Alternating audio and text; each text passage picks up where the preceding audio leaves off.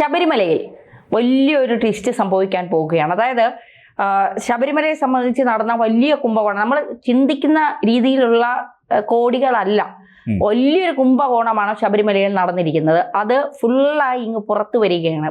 ഭയക്കേണ്ടത് LDF UDF ആണെങ്കിൽ പോലും അതിന് പിന്നിൽ മറ്റു ചിലരും ഉണ്ടാകില്ലേ? ധാരാളം ആൾക്കാരുണ്ട്. ഏഷ്യയിലെ നടന്ന സമീപകാലത്ത് നടന്ന ഏറ്റവും വലിയ കുംഭകോണങ്ങളിൽ ഒന്നെന്നാണ് ഇതിനെ അന്താരാഷ്ട്ര മാധ്യമങ്ങൾ ഇത് പതിയെ കവർ ചെയ്ത് തുടങ്ങിയിട്ടുണ്ട് പറയുന്നത്. ഏഷ്യയിൽ നടന്ന കുംഭകോണങ്ങളിൽ വളരെ വലുതായ ഒരെണ്ണം എന്ന് പറയുമ്പോൾ ഒന്ന് ആലോചിച്ചു നോക്കി എത്രമാത്രം ഒന്ന്. അപ്പോൾ ഓർക്കണം, ഇമൽഡ മാർക്കോസ് എന്ന് പറഞ്ഞ മാർക്കോസിന്റെ ഭാര്യയും കൂടെ ഈ ഫിലിപ്പൈൻസ് ഭരിച്ചിരുന്നു. ആദ്യം അവര് ഭരിച്ചു, ജനങ്ങൾ ദുരിതത്തിലായി. അവസാനം അവരെ പുറത്താക്കുന്ന സമയം നോക്കുമ്പോൾ ഓരോന്നോരോന്നായിട്ട് സ്വർണ്ണച്ചെരുപ്പുകൾ, സ്വർണ്ണപാത്രങ്ങൾ, വസ്ത്രശാല പോലുള്ള സാരി, ഡ്രസ്സിന്റെ മുറികൾ, ഇതുപോലെ ജയലളിതയുടെ കാര്യത്തിൽ നമ്മൾ കണ്ടത്. ജയലളിതയുടെ സ്വർണ്ണ ബാത്റൂം ഒക്കെ നമ്മള് പലയിടത്തും കാണാറുണ്ട്. എന്നതുപോലെ ഇതിന്റെ പിന്നിൽ പ്രവർത്തിച്ച ആൾക്കാരുടെയൊക്കെ വീടുകളിൽ ഇപ്പൊ ഇന്നലെ പരിശോധന നടന്നു. ഈ പരിശോധന കണ്ട് അവർ ഞെട്ടിത്തെറിച്ചിരിക്കുകയാണ്. കാരണം അതിസമ്പന്നതയുടെ ആഘോഷം അല്ലെങ്കിൽ അതിൻ്റെ ഒരു ഉത്സവമാണ് ഈ വീടുകളിലെല്ലാം കാണുന്നത്. അവരുടെ ഇന്റീരിയർ ആകട്ടെ, അവർ കഴിക്കുന്ന ഡൈനിങ് ടേബിൾ ആകട്ടെ, റൂമുകളാകട്ടെ, അണ്ടർഗ്രൗണ്ടിൽ ഉണ്ടാക്കിയിരിക്കുന്ന നിലവറകൾ പോലുള്ള മുറികളാകട്ടെ, എല്ലായിടത്തും സെൻട്രലൈസ്ഡ് AC. അങ്ങനെ ഈ പണം ഇത്രമാത്രം ഇവരുടെ എല്ലാം പരിശോധിക്കുമ്പോൾ ഇവർക്ക് ഇത്രയും പണത്തിനുള്ള സോഴ്സ് ഇല്ല, ഇത്രയും ആഡംബരം കാണിക്കാനുള്ള സോഴ്സ് ഇല്ല അവരുടെ വാഹനങ്ങളെല്ലാം നോക്കുമ്പോൾ.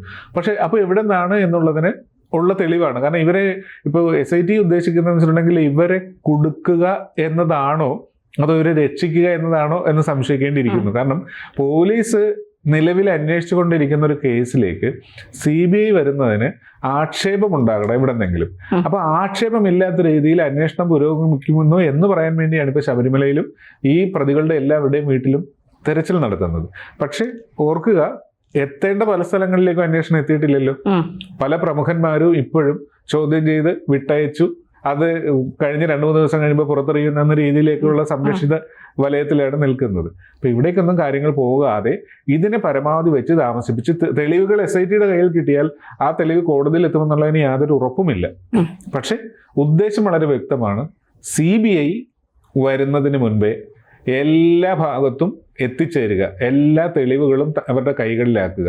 CBIക്ക് എന്തൊക്കെ ഫയല് കൊടുക്കണ്ട എന്ന് ഇവർക്ക് തീരുമാനിക്കാൻ പറ്റുന്ന രീതിയിൽ കോടതിയെ തെറ്റിദ്ധരിപ്പിക്കാനും പറ്റും. കാരണം അന്വേഷണം ഊർജിതമായി പോകുന്ന ഓരോ ദിവസം റിപ്പോർട്ട് പോകുമ്പോൾ ഞങ്ങൾ അവിടെ പരിശോധിച്ച് ഇന്ന കാര്യങ്ങൾ കിട്ടി എന്ന് പറയാൻ പറ്റും. ഈ കിട്ടുന്നതെല്ലാം താരതമ്യേന ലളിതമായി വ്യാഖ്യാനിക്കാവുന്ന കുറ്റകൃത്യങ്ങളുടെ ഭാഗങ്ങളാകും.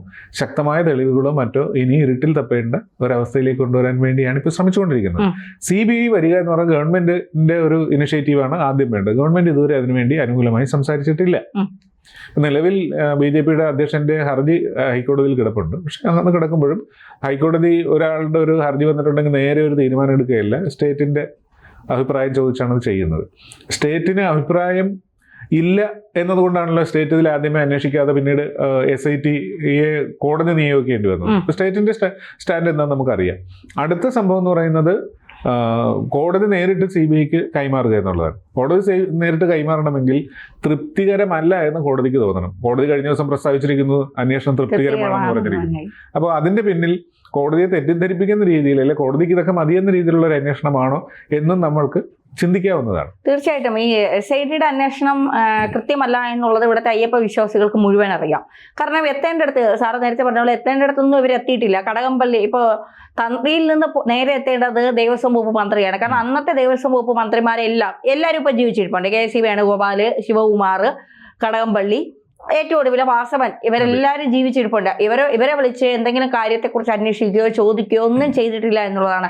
ഈ പോറ്റിയെ കൊണ്ടുവന്ന് തന്ത്രിയാണെങ്കിലും തന്ത്രി ഒറ്റയ്ക്ക് വിചാരിച്ചാൽ ഇത്രയും വലിയൊരു കുംഭകോണം നടക്കാൻ പറ്റുമോ എന്നുള്ള, തന്ത്രി വിചാരിച്ചാൽ ഇപ്പോൾ പഞ്ചലോക വിഗ്രഹങ്ങൾ, അഷ്ടദിക്പാലകരടക്കം ചിലപ്പോൾ വിദേശ മാർക്കറ്റിലേക്ക് കയറ്റിവിടാം. ഇപ്പൊ വാജി വാഹനം ഒറിജിനൽ അല്ല എന്നാണ് കേൾക്കുന്നത്. ഇങ്ങനെയാണെങ്കിൽ തന്ത്രി ഇതൊക്കെ പല വിദേശ രാജ്യത്തൊക്കെ നമ്മുടെ വാഹനം അഷ്ടദിക്പാലകരൊക്കെ ഇരിക്കുന്നുണ്ടാവാം. തന്ത്രി വിചാരിച്ചാൽ അത്രയൊക്കെ പറ്റും. പിന്നെ ഈ ഭക്തരുടെ പിന്നെ എന്താ ഈ വിശ്വാസങ്ങളുടെ മറവിൽ കുറെ ലക്ഷങ്ങൾ വാങ്ങിക്കൂട്ടാൻ കഴിയും. തന്ത്രി ഇപ്പോ അയ്യപ്പന്റെ അനുജ്ഞ അനുസരിച്ചാണ് ഈ സ്വർണ്ണപ്പാളികളും ദ്വാരപാലക വിഗ്രഹപാളികളും ഒക്കെ മാറ്റാൻ പറഞ്ഞതെങ്കിൽ പോലും ആ പറഞ്ഞതിൽ തന്ത്രിക്ക് ഒറ്റയ്ക്ക് ഒരു തീരുമാനമെടുക്കാൻ കഴിയില്ല. ഇതിപ്പോ ഇന്നും ഇന്നലെയും തുടങ്ങിയ തട്ടിപ്പും വെട്ടിപ്പും അല്ല. 98 മുതൽ തുടങ്ങിയതാണ്. വിജയ് മല്യ 40 കിലോയുടെ സ്വർണം പൂശിയപ്പോ അവിടെ നിന്ന് എത്ര കോടിയുടേതായിരിക്കും വിജയ് മല്യ കടത്തിയിട്ടുണ്ടാവുക? നമുക്കാർക്കും അറിയില്ല ഇത്. കാരണം നമ്മളൊക്കെ പുറമേ നിന്ന് കാഴ്ച കാണുന്നവരും കാഴ്ച കേൾക്കുന്നവരും ഒക്കെയാണ്. ഇതിന്റെ അകത്ത് നടന്ന കൊള്ളയെക്കുറിച്ചൊന്നും നമുക്കറിയില്ല. ഇത് എത്ര ഉന്നതരുടെ വീട്ടിലേക്കൊക്കെ ഇതിന്റെ പങ്കുകൾ എത്തിയിട്ടുണ്ടാവാം. കാരണം ആർക്കും ദൈവത്തിന് വിശ്വാസം ഇല്ലാത്തവരാണ്. അവിടുത്തെ പണത്തിൽ മാത്രമാണ് ഇവരുടെയൊക്കെ കട. അല്ലെങ്കിൽ തന്ത്രി എന്ന് പറയുന്ന ദൈവത്തിന്റെ ഏറ്റവും അടുത്ത് നിൽക്കുന്ന ഒരാൾക്ക് ദൈവത്തിനെ മോഷ്ടിക്കാൻ കഴിയുമോ എന്നുള്ളൊരു ചോദ്യം നമ്മളൊക്കെ തന്ത്രിമാരെയും പൂജാരിമാരെയും ഒക്കെ കണ്ടിട്ടുണ്ട്. ഈ ചില അമ്പലങ്ങളിൽ ഈ അന്നുള്ള പിന്നെ വിളക്ക് കത്തിക്കാൻ വരെ ഭക്തർ എണ്ണ വാങ്ങിക്കൊണ്ട് കൊടുത്ത് അങ്ങനെ വിളക്ക് തെളിയിക്കുന്ന അമ്പലങ്ങൾ വരെ ഇപ്പോഴും ഉണ്ട്. സാമ്പത്തികമായി ഒന്നുമില്ലാത്ത അമ്പലങ്ങൾ വരെ. പക്ഷേ ദൈവത്തിനെ മോഷ്ടിക്കണം എന്നല്ലെങ്കിൽ ദൈവത്തിന്റെ സാധനങ്ങൾ മോഷ്ടിക്കണം എന്ന് നമ്മൾ ചിന്തിക്കുന്നവന്മാര് സാധാരണക്കാരന്റെ ജീവിതത്തിലെ എന്തെല്ലാം കാര്യങ്ങൾ മോഷ്ടിക്കുമെന്ന് നമ്മൾ മനസ്സിലാക്കണ്ടേ? ആരെയും ഭയമില്ല.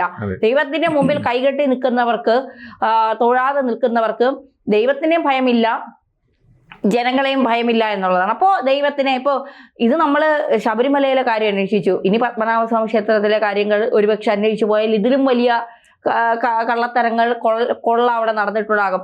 ഇനി ഗുരുവായൂരിലേക്ക് എത്തിയാൽ ഓൾറെഡി നമ്മൾ ഒരുപാട് കിട്ടിയതാണ്. അതെ, ഒരുപാട് കൊള്ളകൾ. കാരണം ഇവർക്കാർക്ക് മിനിറ്റ്സിലൊന്നും എഴുതാനില്ല. അവിടെ കിട്ടുന്നതൊക്കെ ഇവർ പങ്കുവച്ചും ഇവരെടുത്തോണ്ട് പോകുന്നതല്ലാതെ മിനിറ്റ്സ് ചോദിച്ചാൽ മിനിറ്റ്സിന്റെ അകത്ത് ഒന്നുമില്ല. ഗുരുവായൂർ അമ്പലത്തില് മഞ്ചാടി കുരുവരെ എടുത്തോണ്ട് പോയെന്നാ പറയുന്നത്. ഗുരുവായൂർ അമ്പലത്തില് ഇതേ സംഭവം കോവിഡ് നടന്ന സമയത്ത് 10 ലക്ഷം രൂപയാണ് മുഖ്യമന്ത്രിയുടെ ദുരിതാശ്വാസ നിധിയിലേക്ക് ഗുരുവായൂർ ദേവസ്വം ബോർഡ് സംഭാവന കൊടുത്തത്. CPM ആണല്ലോ അതിന്റെ നിയന്ത്രണത്തിൽ. അവർ തന്നെ കൊടുത്തു കഴിഞ്ഞപ്പോൾ ഭക്തന്മാര് ഹൈക്കോടതിയിൽ പരാതി കൊടുത്തു. ദേവസ്വം ബെഞ്ചിനാണ് കൊടുത്തത്. വിധിച്ചു ആ പണം ഇമ്മീഡിയറ്റ് ആയിട്ട് തിരിച്ചടക്കണമെന്ന് പറഞ്ഞ്. ഗവൺമെന്റ് എന്തായെന്നറിയാമോ? അതിനെതിരെ സുപ്രീം കോടതിയിലേക്ക് പോയിരിക്കുന്നു. ദേവസ്വം ബോർഡ് ആലോചിച്ചോളൂ. ഒരു ദേവസ്വം ബോർഡിന്റെ താല്പര്യങ്ങൾ, ക്ഷേത്ര താല്പര്യങ്ങൾ സംരക്ഷിക്കാൻ നിൽക്കുന്ന ദേവസ്വം ബോർഡ് ക്ഷേത്രത്തിന്റെ താല്പര്യത്തിന് വിരുദ്ധമായൊരു കാര്യം നടന്നു വന്ന് ഹൈക്കോടതി ചൂണ്ടിക്കാണിച്ചു ആ പൈസ തിരിച്ചു പിടിക്കണമെന്ന് പറയുമ്പോൾ അങ്ങനെ വേണ്ട എന്ന് പറഞ്ഞുകൊണ്ട് അതിനേക്കാൾ കൂടുതൽ പണം ചെലവാക്കി സുപ്രീം കോടതിയിലേക്ക് പോയിരിക്കുകയാണ്. നമ്മുടെ ദേവസ്വം ബോർഡുകൾ എങ്ങനെയാണ് മാതൃകാപരമായി മുന്നോട്ട് പോകുന്നതെന്ന് അറിയാമല്ലോ. അതെ, അതാണ് ഞാൻ പറയുന്നത്. ഈ അമ്പലങ്ങൾ കൈയടക്കി കഴിഞ്ഞാൽ ഈ ദേവസ്വം ബോർഡിനെ മാറ്റി നിർത്തി കഴിഞ്ഞാൽ നമ്മൾ അവിടുത്തെ തന്ത്രി, പൂജാരിമാര്, അവിടുത്തെ സുരക്ഷാ ഉദ്യോഗസ്ഥന്മാര്, മറ്റാള് ഇവരുടെയൊക്കെ വിചാരം ഞങ്ങളുടെ കുടുംബ സ്വത്താണ്, തറവാട് സ്വത്താണ് ഈ അമ്പലം. പിന്നെ വരുന്ന ഭക്തരൊക്കെ അവർക്ക് പുച്ഛമാണ്. പിന്നെ ഈ പണ്ട് തമിഴ്നാട് നമ്മൾ കണ്ടിട്ടുള്ളത് ഈ ദൈവങ്ങളെ അടുത്തുനിന്ന് കാണാൻ 1000 രൂപ 5000 രൂപ പ്രത്യേക ക്യൂ. ഇപ്പൊ ഗുരുവായൂരൊക്കെ ഈ അടുത്ത സമയത്ത് ഇതിന് അച്ഛൻ ജീവിക്കുന്ന സമയത്തൊക്കെ ഞങ്ങൾ എല്ലാ മാസവും ഗുരുവായൂർ തൊഴാൻ പോകും. അച്ഛൻ മരിച്ചിട്ട് ഇപ്പോൾ 11 വർഷമായി. അച്ഛൻ മരിച്ചതിന് ശേഷം അങ്ങനെ പോക്കൊക്കെ വളരെ കുറവാണ്. ഈ അടുത്ത സമയത്ത് ഞങ്ങളെല്ലാം കുടുംബത്തോടെ ഒരു വർഷം മുമ്പ് പോയപ്പോൾ 1000 രൂപ കൊടുത്താൽ മണിക്കൂറുകൾ ക്യൂ ഇല്ലാതെ നമുക്ക് കയറി തൊഴാം. അപ്പൊ ഞാൻ പറഞ്ഞു, നമ്മൾ പൈസ കൊടുത്ത് ദൈവത്തിനെ കാണാൻ വന്നവരല്ല, നമുക്ക് ക്യൂ നിന്ന് കണ്ടാൽ മതി. 3.5 മണിക്കൂറോളം ഞങ്ങൾ ക്യൂ നിന്നിട്ടാണ് 1000 രൂപ കൊടുത്താൽ അരമണിക്കൂർ പോലും ക്യൂ വേണ്ട, പെട്ടെന്ന് നടയിൽ കൂടെ കയറി ഇറങ്ങി പോയി തൊഴിലിട്ട് വരാം. ഈ പൈസ എങ്ങോട്ട് പോകും? ഈ പൈസ എവിടെയാണ് പോകുന്നത്? ഇപ്പോ ഒരുപാട് ഒരു 1000 രൂപ വെച്ച് ഒരു 10 പേര് വന്നാൽ തന്നെ 10,000 രൂപയായില്ലേ? അപ്പൊ ഈ 10 പേരല്ല, അവിടെ ആയിരക്കണക്കിന് ആൾക്കാർ അതിന് തയ്യാറാവും. കേരളത്തിന് പുറത്തുനിന്ന് വരുന്ന ആൾക്കാരും വളരെ ടൈറ്റ് ഷെഡ്യൂളിൽ ഇത് വന്ന് തൊഴുതു പോകേണ്ട ആൾക്കാരൊക്കെ ഉണ്ട്. അപ്പൊ ഈ പൈസയൊക്കെ എങ്ങോട്ടാ പോകുന്നത്? അമ്പലത്തിന്റെ ഇതിൽ നിന്നും പറഞ്ഞിട്ട് ഈ കുറെ കാട്ടുകള്ളന്മാരെ പിടിച്ചു നിർത്തിയിരിക്കുന്ന ഈ ഭക്തരായിട്ടുള്ളവരെ ഇവിടെ പൂജ ചെയ്താൽ പോരെ? പിന്നെ ഈ തന്ത്രി എന്ന് പറയുമ്പോൾ നമ്മുടെയൊക്കെ മനസ്സിലൊരു എനിക്കൊക്കെ വിശ്വാസമുള്ള കൂട്ടത്തിലാണ്, ദൈവത്തിന് വിശ്വാസമുള്ള കൂട്ടത്തിലാണ്. ഞാനൊക്കെ തന്ത്രി എന്നൊക്കെ പറയുമ്പോൾ അതൊക്കെ ഈശ്വര തുല്യരായ മനുഷ്യരാണ്. പക്ഷെ ഈ തന്ത്രിയുടെയൊക്കെ കാര്യം പുറത്തു വന്നതിന് ശേഷം ഇത് കുറെ നാളുകൊണ്ട് ഇങ്ങനെ നമ്മൾ കേൾക്കുന്നത് കൊണ്ട് നമുക്കറിയാം ഏറ്റവും വലിയ കള്ളന്മാരാണ് അമ്പലങ്ങളിൽ തന്ത്രിയാകുന്നത്.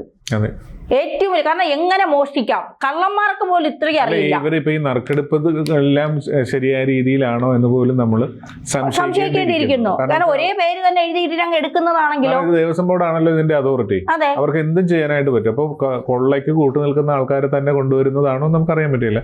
ഒരു സുപ്രധാനമായ കാര്യം കൂടെയുണ്ട്. അതായത് ശബരിമലയിൽ ഈ വിവാദം ഉണ്ടായിട്ട് ഇപ്പൊ എത്ര മാസമായിട്ടുണ്ട്? ഉദ്ദേശം ഓഗസ്റ്റിൽ വന്ന വിവാദമാണ്. August, September, October, November, December 5 മാസം. ഇപ്പോൾ 6ാമത്തെ മാസത്തിലേക്ക് 6 മാസത്തിനിടക്ക് SIT ആദ്യമായിട്ടല്ലേ ശബരിമലയിൽ എത്തുന്നത്? ഉറപ്പാണല്ലോ. എന്ത് ഈ 6 മാസം ഒരു കുറ്റകൃത്യം നടന്നാൽ, ഒരു ഇന്ന സ്ഥലത്ത് ഒരു കുറ്റകൃത്യം ഉണ്ടെന്ന് പറഞ്ഞാൽ നമ്മുടെ പോലീസ് സംവിധാനം എങ്ങനെയാണ് പ്രവർത്തിക്കുന്നത്? ഇമ്മീഡിയറ്റ് ആയിട്ട് ആ പ്രദേശത്ത് എത്തുകയും, മണ്ഡലകാലത്തിന് മുൻപേ അവിടെ എത്താമല്ലോ, ഇമ്മീഡിയറ്റ് ആയിട്ട് എത്തുകയും അതിന്റെ തെളിവുകൾ ശേഖരിക്കുകയും ബാക്കി അന്വേഷണങ്ങളെല്ലാം പൂർത്തിയാക്കുകയും ചെയ്യുമായിരുന്നു. ഒരാളും എത്തിയില്ല. ഇപ്പോൾ ലാസ്റ്റ് എത്തിയിരിക്കുന്നതാണ് CBIനെ മിസ്ലീഡ് ചെയ്യാൻ, CBI വരാതിരിക്കാൻ വേണ്ടി അവിടെ വരെ ഞങ്ങൾ എത്തി എന്ന് പറഞ്ഞ് അവിടുത്തെ കാര്യങ്ങൾ. അല്ലാതെ സാറിന് മനസ്സിലായില്ല? അതായത് ഈ പ്രതികളെയൊക്കെ പിടിച്ചാലോ, ഒരുമാതിരിപ്പെട്ട അവർക്ക് ഒന്ന് പിടിച്ചു നിൽക്കാനുള്ള പ്രതികളെയൊക്കെ അവർ അകത്താക്കിയിട്ടുണ്ട്. അകത്താക്കിയതിന് മുന്നേ തന്നെ പ്രതികളൊക്കെ അവിടെ നിന്ന് മാറ്റാനുള്ള കാര്യങ്ങളൊക്കെ മാറ്റിയിട്ടുണ്ട്. പിന്നീട് ഇനി എന്തെങ്കിലും അവിടെ ഉണ്ടോ, CBI വന്നാൽ ഇനി എന്തെങ്കിലും കണ്ടുപിടിക്കുമോ എന്ന് ഇവർ തെളിവ് നശിപ്പിക്കാൻ പോയതാ, അല്ലാതെ തെളിവ് ഉണ്ടാക്കാൻ പോയതല്ല.